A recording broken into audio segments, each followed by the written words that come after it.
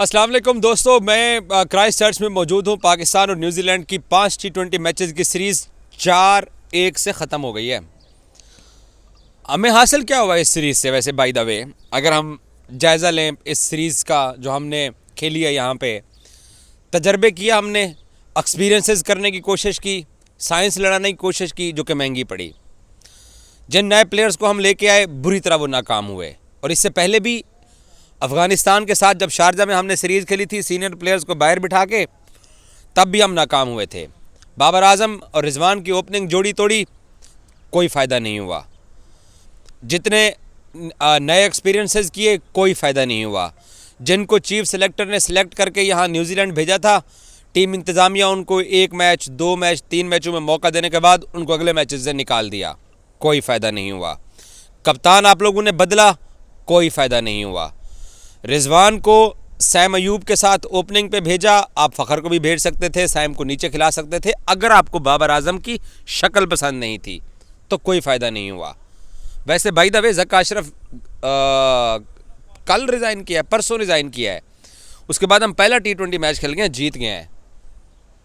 उसकी वजह शायद, मुझे नहीं लगता कि उसकी वजह, हमारी किस्मत खुल गई है उसके जाने से। एशिया कप में था, हम बुरी तरह हारे। हम श्रीलंका से हारे, हम इंडिया से हारे, हम एशिया कप का फाइनल नहीं खेल सके थे। वो भाई वर्ल्ड कप पे था, हम सेमीफाइनल में नहीं जा सके थे। बताता हूँ कि वो वर्ल्ड कप में टीम को क्या तंग करते रहे वो। हमें कोई फ़ायदा नहीं हुआ था तब। ऑस्ट्रेलिया सीरीज़ में ज़का अशरफ हमारे सर के ऊपर बैठा हुआ था। 19 की एवरेज से बैटिंग करने वाले शान मसूद को हमने कप्तान बना दिया, कोई फ़ायदा नहीं हुआ हमें। हालांकि अगर आपको बाबर की शक्ल पसंद नहीं थी तो रिजवान आपके पास बेस्ट ऑप्शन था बतौर कप्तान, हमने उसको नहीं बनाया। रिजवान, क्योंकि रिजवान कहता है जी तलहरा मानी का बंदा है, तो वो जनाब ये प्लेयर्स के एजेंट है और कंपनी चलाते हैं। कोई फ़ायदा हुआ हमें? कोई फ़ायदा नहीं हुआ। यहाँ आए, हमें कोई फ़ायदा नहीं हुआ।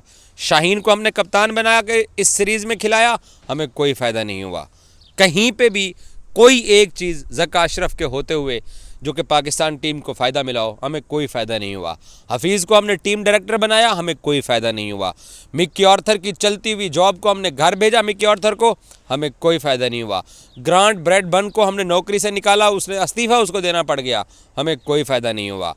जिन्ने एक्सपीरियंस असी कीते, जिन्ने तजर्बे हमने किए, सारे ही साढ़े गले च पे ने, सानू फ़ायदा कोई नहीं हुआ। हुआ क्या? क्रिकेट बोर्ड जो होते हैं वो अपनी टीम इंतज़ामिया को या अपनी सिलेक्शन कमेटी को बैकअप तैयार करके देते हैं। हमारे पास बैकअप ही नहीं है, हमने बैकअप तैयार ही नहीं किया। ये बहाना हम कब तक इख्तियार करते रहेंगे कि जी हम नए प्लेयर्स को ट्राई कर रहे हैं। और भाई नए प्लेयर्स को ट्राई जीत के लिए करवाया जाता है, उनको मुस्तनद तरीके से तैयार करके इंटरनेशनल क्रिकेट में लॉन्च किया जाता है। ये पूरी दुनिया में होता है।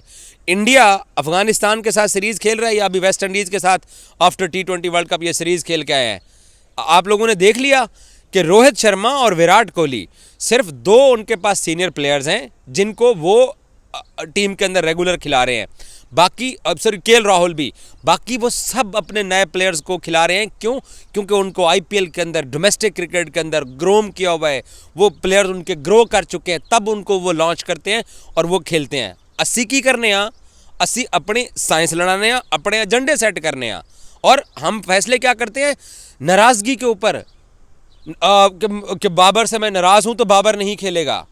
वर्ल्ड कप में कितना अरसा रह गया है? वर्ल्ड कप से पहले हम जो तजर्बे कर रहे हैं, ये शुक्र है, शुक्र करें कि ये यहाँ पे तजर्बा न्यूजीलैंड के अंदर ये नाकाम हो गया है।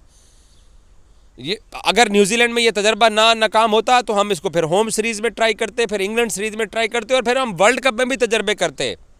कोई क्रिकेट बोर्ड दुनिया के अंदर ऐसा होता है? आपने अगर अपनी बनी बनाई टीम को ख़राब भी करना था, अगर आपने नए एक्सपीरियंसेस कराने भी थे, अगर तुसी नवी साइंस लड़ानी भी सी तो पाए ना अपना पहले बैकअप चेक करो। हमारा कोई एक मुस्तनद बॉलर इंजर्ड हो जाता है, हमारे पास उसका बैकअप नहीं होता है। हमारा कोई एक मुस्तनद बल्लेबाज इंजर्ड होता है या ड्रॉप होता है, हमारे पास उसका बैकअप नहीं है। और क्रिकेट बोर्ड का काम क्या होता है? प्लेयर्स को हेल्प करना, फैसिलिटेट करना। वर्ल्ड कप में आप लोगों को याद है, वर्ल्ड कप में कोलकाता में पाकिस्तानी टीम के सेंट्रल कॉन्ट्रैक्ट की कॉपियां भेजी गई। प्लेयर्स एजेंटों को फ़ोन कर रहे हैं, बैठे हुए हैं, बातें कर रहे हैं, और क्या है कि जी ना आप उन्होंने वो शिक्के पढ़ रहे हैं कि हम कितनी लीग खेल सकते हैं। ये किसका काम था? ये क्रिकेट बोर्ड का काम था। ये ज़का अशरफ इंतज़ामिया की नाकामी थी कि इंडिया पाकिस्तानी क्रिकेटर्स को जो है वो सेंट्रल कॉन्ट्रैक्ट भिजवाए। और ज़का अशरफ ने झूठ बोला लाहौर के LCCA क्रिकेट ग्राउंड में खड़े होके, जब उसने कहा था कि हमने दुश्मन मुल्क अच्छे पैसे दे के टीम को भेजा है। कोई दुश्मन मुल्क टीम को अच्छे पैसे दे के नहीं भेजा सी।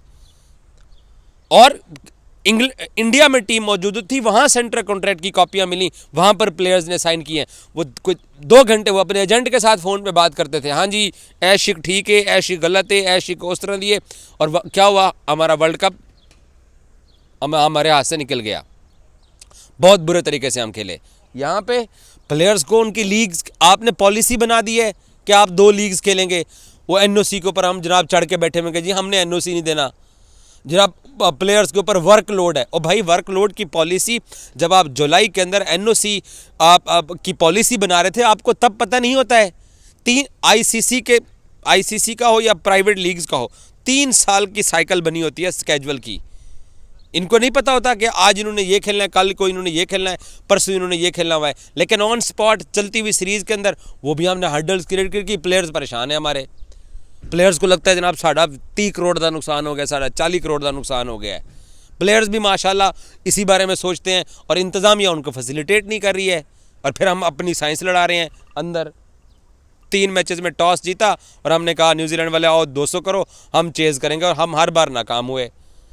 सो ये हम यहाँ से लेके जा रहे हैं।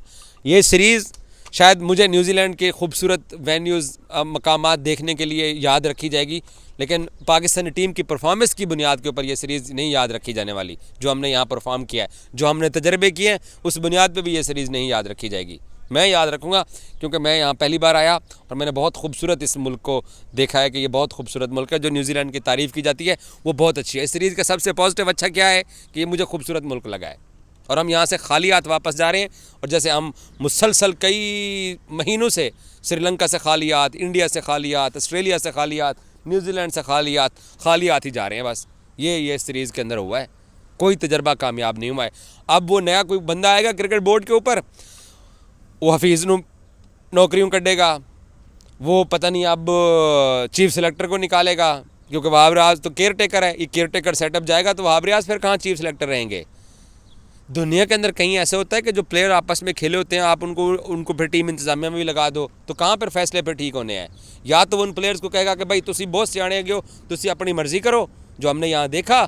या तो फिर वो सियाना होगा, वो कहेगा नहीं, तुम जब मेरे साथ खेलते थे मैं तब से तुम लोगों को जानता हूँ, तुम्हारे अंदर गट्स ही नहीं है, मैं फैसले करूँगा। और उसका रिजल्ट क्या निकलता है? 0। कुछ भी हासिल नहीं हुआ है। मैं बिलीव करें सवाए शर्मिंदगी के। लेकिन एक चीज़ अच्छी हुई है, मैं आखिर में आपको बताऊँ कि हम ठीक एक्सपोज हुए हैं। वर्ल्ड कप से पहले तो हमारी तबीयत साफ़ हो गई है। हमें पता चल गया कि हम किस पानी में हैं। हमें पता चल गया है कि हमारा डोमेस्टिक स्ट्रक्चर जो है वो कितने बड़े लेजेंड्स तैयार कर रहा है। हमें पता चल गया है कि हम हाइब्रिड मॉडल के तहत अगर क्रिकेट टीम को चलाने की कोशिश करेंगे तो वो नहीं चल सकती है। हमें ये पता चल गया है कि हम जब तक अपने बने बनाए प्लेयर्स को ख़राब करने से पहले अच्छा बैकअप तैयार नहीं करेंगे तो हम इसी तरीके से बुरी तरह एक्सपोज होंगे। सो वर्ल्ड कप से पहले ये हमारी आँखें खुली हैं। हमें अच्छा हुआ है हमारे साथ कि हमारी तगड़ी तबीयत साफ़ हुई है, बोर्ड की भी, टीम इंतज़ामिया की भी, स्टेक होल्डर्स की भी, प्लेयर्स की भी, कप्तानों की भी, पुरानों की भी, नए की भी, सब की। तो हमें पता चल गया कि हम कहाँ पे खड़े हुए हैं। और उन लोगों को भी पता चल गया है जो एजेंडा सेट करते हैं, जो 4 ट्वीट्स करके ये समझते हैं कि शायद वो ये जो ना बेहतर अंदाज में बात करें। यहाँ रिज़ल्ट आपके सामने। आप मेरी बातों में मत जाओ भाई, मुझे आप कुछ भी कह दो। रिज़ल्ट जो हम लेके जा रहे हैं नज़र आ गया ना सब कुछ। अफ़गानिस्तान के ख़िलाफ़ शारजा के अंदर भी हमने इसी तरीके से तजर्बात किए थे और वो तजर्बात हमारे गले में पड़े थे। सो साबित क्या होता है, शायर ये कहना चाहता है कि पहले अपना बैकअप तैयार करो, अपना बेंच तैयार करो, उसके बाद आप जो है वो हवा में तीर चलाओ। अगर हवा में ऐसे हवाई फायर करके और अपना एजेंडा सेट करके अपनी साइंस लड़ाने की कोशिश करेंगे तो नाकामी के सिवा कुछ हाथ नहीं आएगा। फैंस क्रिकेट टीम के साथ नाराज़ होंगे और आपकी पॉपुलैरिटी गिरेगी आपकी टीम की, और आपकी टीम की वर्थ भी ख़त्म होगी। आपका सिस्टम मज़ीद बैठेगा और आप दोबारा फिर खड़े नहीं हो सकते हो। यहाँ न्यूजीलैंड से असाइनमेंट ख़त्म हुई। Thank you so much.